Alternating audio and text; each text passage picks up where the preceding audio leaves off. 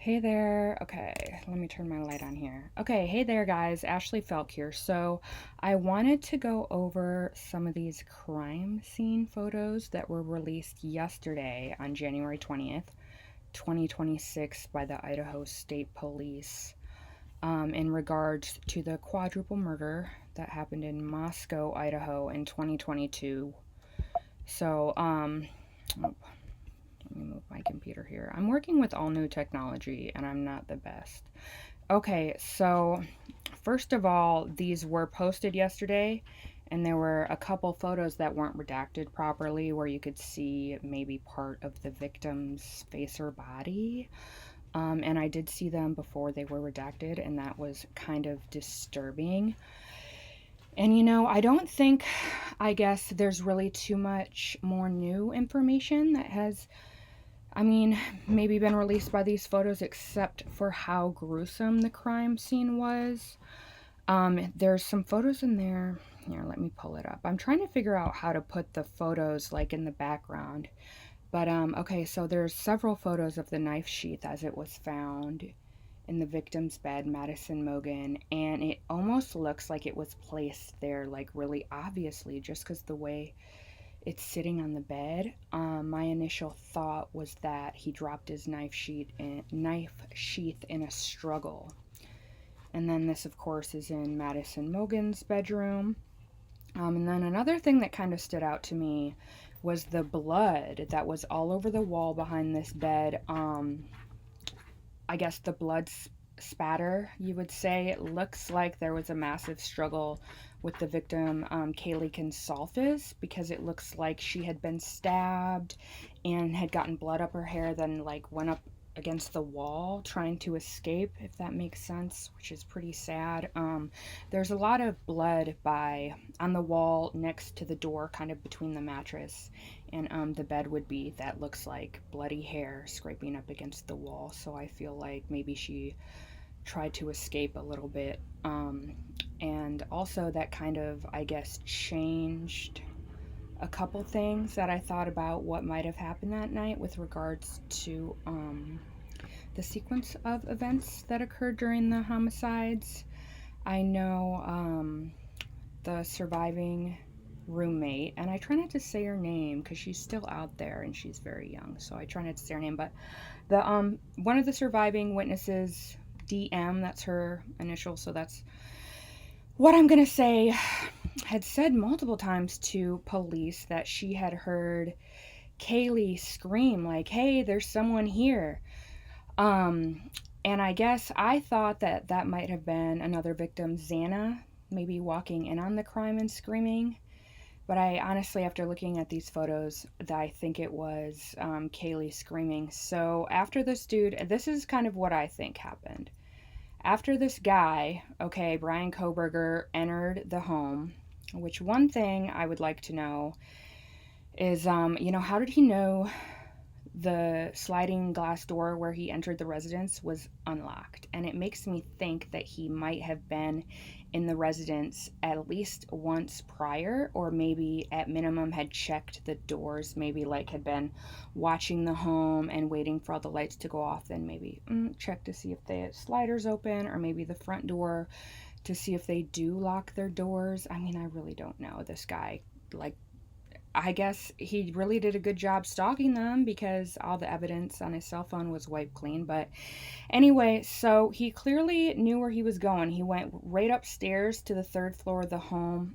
And for anyone watching this, I'll attach some supplemental documents to my YouTube and my Instagram with maybe a layout of the home, some more respectable crime scene photos that I'm talking about, just so if you're not as familiar with the case as I am and a lot of other people, you can look at this. So I think Bryan Kohberger entered, the home. Obviously, investigators said through the sliding glass door, immediately went upstairs to the third floor.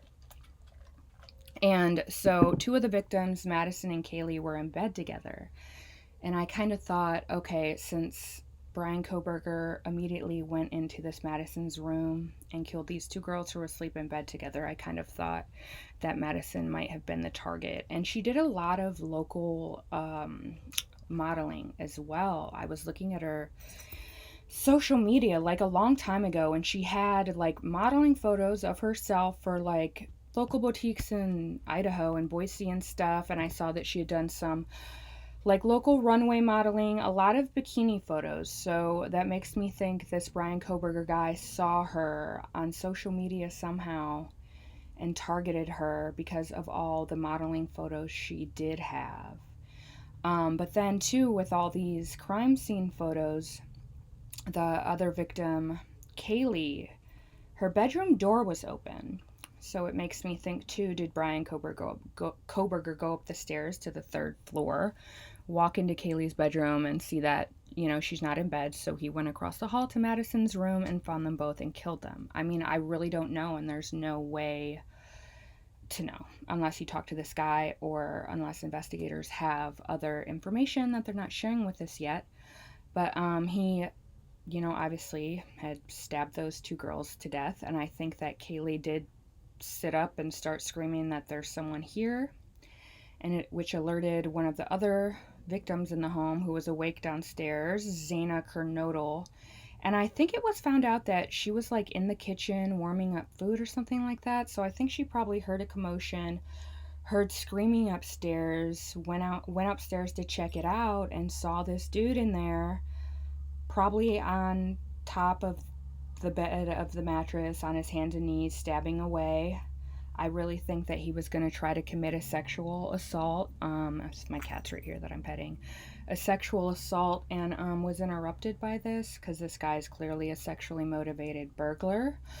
So that's what I think happened, and he chased Xana down the stairs to the, second floor, the floor below, to her bedroom. And the crime scene photos from her bedroom were very, very disturbing. And I mean, there was a shitload of blood. It was all over.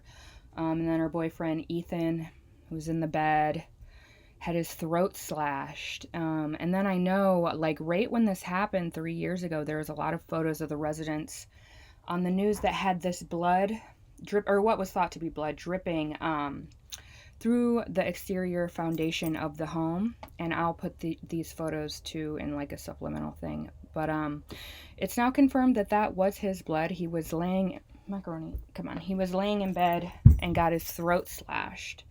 And the blood in the photos was just so thick, like down the wall. It had all coagulated right at the crease where the wall meets the floor. So that's what that was. And there was also an unredacted photo, which has since been removed, of Xana. It was kind of from her shoulders up to her head. And it was very violent. I think the other investigatory documents that I read, and then the prosecution in this case, said Xana was stabbed like 57 times, I think. So, I mean, that's way overkill. I think there might have been 4 or 5 stab wounds that would have killed her. So this guy is just in a killing frenzy, stabbing away while this young woman is dead. And I think, her boyfriend Ethan, who was found in the bed when he was murdered, it's probably like blacked out drunk because everyone, it was known they had been partying all day, like day drinking at a football game and like frat parties and stuff. And I think he was just so drunk and out of it. He might have woken up a little bit during this, like, what the hell is going on? And just got his throat slashed. Bryan Kohberger reached over and slashed it. But it was just kind of weird to see the photos because some stuff, like the blood in Kaylee and Madison's room was redacted, but it wasn't in Xana's room. So I thought that was kind of interesting. But, another thing too that stood out to me, there was a lot and there's 3,000 photos, by the way. There was probably like 500 photos of Kaylee's bedroom, which of course she was not in there when the murders occurred, but she has like those huge, like massive windows all across, like bay windows all across the side of her bedroom, that I was thinking like, someone like Bryan Kohberger could easily park in that little overflow lot behind the home and sit there and just look through the windows all night at these girls. They probably don't have curtains, but in these photos, in Kaylee's room, she had those huge blackout curtains that were all drawn. So I'm going to assume she had those drawn most of the time at night. And then in Madison's room too, she had the blinds that were like those white slat blinds like the one I have. And she had curtains on the side of it, but the curtains weren't drawn. And I think when it's dark out with just the bedroom lights on, you could see pretty easily through those types of white slatted curtains. And I mean, I guess I'm saying now I'm kind of talking myself into the fact that maybe Madison was the target because her bedroom was easier to see into. Now, one thing too, I watched that the Amazon like little the docu-series, I think it's called like One Night in Idaho, I think. And Madison's parents are on there, and her mother said that she got this. The only thing she got back from like law enforcement was this yellow University of Idaho sweatshirt that Madison had been wearing earlier that day. And in the crime scene photos, you can see it laying on the floor of her bedroom, and it's like one of the few things that does not have blood on it. So I just thought that was very sad. Now let me look at my notes here. Oh yeah, and still again, like, you know, I'd say like 90% of the blood is contained to the victim's bedrooms. So I'm thinking, like, how did this guy, Bryan Kohberger, get through the house without leaving one single bloody footprint? There were a couple drops of blood here and there that I would assume would be dripping from his knife, but it was very minimal. I think there were a couple in the stairwell.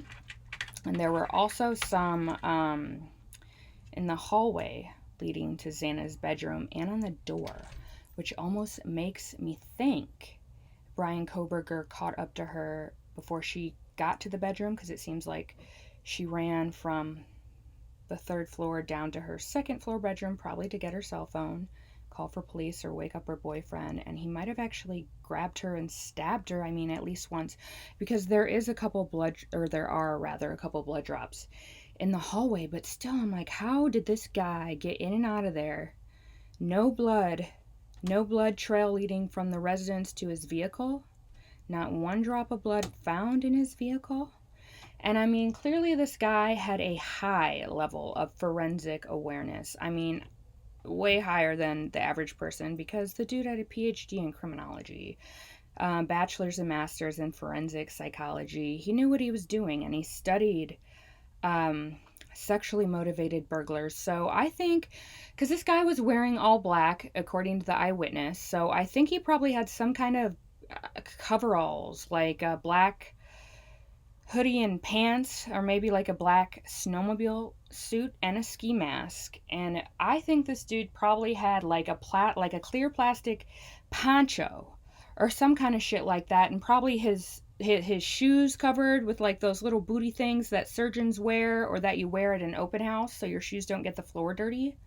Because there is absolutely no way, after looking at this crime scene, that he would not leave a bloody footprint, and it's just insane to me.